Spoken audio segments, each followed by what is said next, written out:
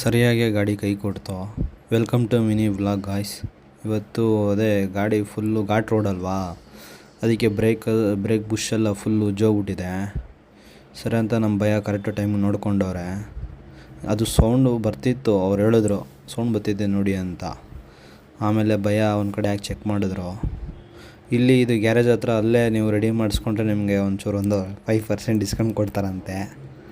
ಸರಿ ಅಂತ ಅಲ್ಲಿಂದ ಮುಗಿಸ್ಕೊಂಡು ನಾವು ಸೀದಾ ಜರ್ನಿ ಸ್ಟಾರ್ಟ್ ಮಾಡಿದ್ವಿ. ಅಷ್ಟರಲ್ಲಿ ಅಮ್ಮಗೆ ಫುಲ್ ಒಂಥರ ಜ್ವರ ಬರೋ ಥರ ಆಗೈತೆ ಕಣೋ ಅಂತ ಹೇಳ್ತಿತ್ತು.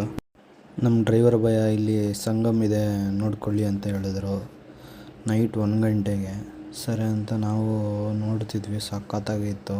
ಸರಸ್ವತಿ ಮತ್ತು ಗಂಗಾ ನದಿ, 2 ನದಿ ಒಂದಾಗೋದು ಇಲ್ಲಿ. ಸಖತ್ತಾಗಿತ್ತು ಲೊಕೇಶನ್ನು. ಇದು ಎಲ್ಲ ನೋಡಿಕೊಂಡು ಭಯ ಟೈಮ್ ಆಗ್ತೈತೆ ಹೋಗೋಣ ಅಂದ. ಸರಿ ಅಂತ ಅಲ್ಲಿಂದ ಬಿಟ್ವಿ. ಆಮೇಲೆ ರೈಲ್ವೆ ಸ್ಟೇಷನ್ ಹತ್ರ ಹೋದ್ವಿ. ಸರಿ, ಟ್ರೈನ್ ಇನ್ನೂ ಬಂದಿಲ್ಲ ಅಂತ ಕಾಯ್ತಿದ್ವಿ ಅಲ್ಲೇ ರೈಲ್ವೆ ಸ್ಟೇಷನಲ್ಲಿ. ಅಷ್ಟರಲ್ಲಿ ಬೆಳಗ್ಗೆನೂ ಆಗೋಯಿತು. ನೈಟೆಲ್ಲ ಫುಲ್ಲು ಗಾಡಿಯಲ್ಲಿ ಜರ್ನಿ ಮತ್ತು ಇವಾಗ ಟ್ರೈನಲ್ಲೂ ಜರ್ನಿ. ನಮ್ಮ ಅಮ್ಮಗೆ ಸಾಕಾಗೋಗ್ಬಿಟ್ಟಿತ್ತು. ಸರಿ ಅಂತ ಅಲ್ಲೇನು ಟಿಫನ್ ಏನು ಮಾಡಿರಲಿಲ್ಲ. ಆಪಲ್ ಇತ್ತು, ಒಂದು ಆಪಲ್ ತಿನ್ಕೊಂಡ್ವಿ. ನಮ್ಮ ಅಮ್ಮಂಗೆ ಆಗ್ತಾಯಿರಲಿಲ್ಲ. ಸರಿ ಅಂತ ಅಲ್ಲಿ ದಿಲ್ಲಿಯಲ್ಲಿ ಇದ್ವಿ. ದಿಲ್ಲಿಯಲ್ಲಿ ಇಳ್ದಿದ ತಕ್ಷಣ ಅಲ್ಲಿ ಕ್ಯಾಬ್ಗೋಸ್ಕರ ಕಾದ್ವಿ. ಕ್ಯಾಬ್ ಬಂತು. ಸರಿ ಅಂತ ಏನು ಫುಲ್ಲು ಟ್ರಾಫಿಕ್, ಬೆಂಗಳೂರಿಗಿಂತ ಹೆವಿ ಟ್ರಾಫಿಕ್ ಐತಪ್ಪ ದಿಲ್ಲಿ. ಯಪ್ಪ, ಬರೀ 15 ಕಿಲೋಮೀಟ್ರ್ ಹೋಗೋಕ್ಕೆ ಎಷ್ಟು ಹೊತ್ತಾಯ್ತು ಗೊತ್ತಾ? 1 ಅವರ್ ಮೇಲೆ ಆಗೋಯ್ತು.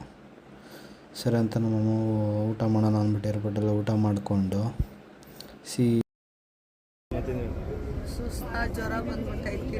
ತಿರುಗಿ ಬೆಂಗಳೂರಿಗೆ ಫ್ಲೈಟಲ್ಲಿ ಹೋಗ್ತಾ ಇದ್ದೀವಿ.